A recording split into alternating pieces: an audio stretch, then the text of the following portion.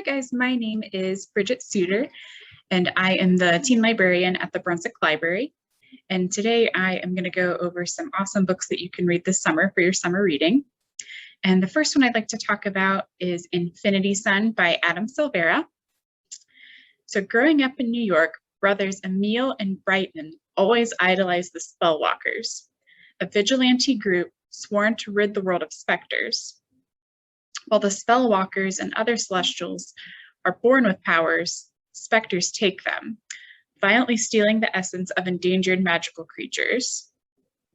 Brighton wishes he had a power so he could join the fray. Emil just wants the fighting to stop. The cycle of violence has taken a toll, making it harder for anyone with the power to live peacefully and openly. In this climate of fear, a gang of specters has been growing bolder by the day. Then, in a brawl after a protest, Emil manifests a power of his own, one that puts him right at the heart of the conflict and sends him up to be the heroic spellwalker Brighton always wanted to be. Brotherhood, love, and loyalty will be put to the test, and no one will escape the fight unscathed. So I would recommend this book if you like fantasy, particularly if you were a fan of Harry Potter. This book has lots of LGBTQIA characters, and there's also lots of action that will really keep you reading. And Pumpkinheads is by Rainbow Rowell and Faith Erin Hicks. And this is a graphic novel, and it's about Deja and Josiah, who are seasonal best friends. Every autumn, all throughout high school, they've worked together at the best pumpkin patch in the world. Not many people know that the best pumpkin patch in the world is in Omaha, Nebraska, but it definitely is. They say goodbye every Halloween, and they're reunited every September 1st. But this Halloween is different. Josiah and Deja are finally seniors, and this is their last season at the pumpkin patch, their last shift together, their last goodbye. Josiah is ready to spend the whole night feeling sad about it, but Deja isn't ready to let him. She's got a plan. What if, instead of moping and the usual slinging lima beans down at the succotash hut, they went out with a bang? They could see all the sights, taste all the snacks, and Josiah could finally talk to the cute girl he's been mooning over for 3 years. What if their last shift was an adventure? You have to find out in Pumpkinheads. So like I said, this is a graphic novel. It's also kind of a fun, feel-good story. Again, this one also has a lot of LGBTQIA characters, and it also has a lot of humor.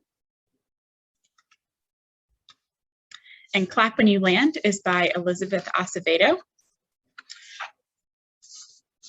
And this book is about Camina Rios, who lives for the summers when her father visits her in the Dominican Republic. But this time, on the day when his plane is supposed to land, Camina arrives at the airport to see crowds of crying people. In New York City, Yahaira Rios is called to the principal's office, where her mother is waiting to tell her that her father, her hero, has died in a plane crash. Separated by distance and their papi's secrets, the two girls are forced to face a new reality in which their father is dead and their lives are forever altered. And then when it seems that they've lost everything of their father, they learn of each other. So this book is, as you can tell, kind of emotionally intense, and it's a novel in verse. So basically each chapter is kind of a short poem. And Elizabeth Acevedo, who's the author, she is actually a spoken word poet, and I really love her poetry and definitely encourage you to look her up on YouTube. Her poetry is really cool. And the next book I want to share is one of my favorites that I've read in the last year. It's called Dragon Hoops by Jean Luen Yang. And this one is another graphic novel. And this is kind of Jean's memoir of documenting a high school basketball team.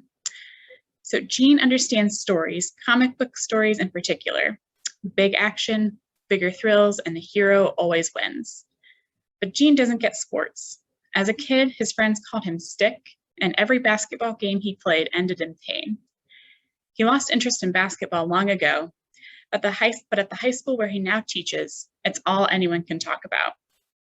The men's varsity team, the Dragons, is having a phenomenal season that's been decades in the making.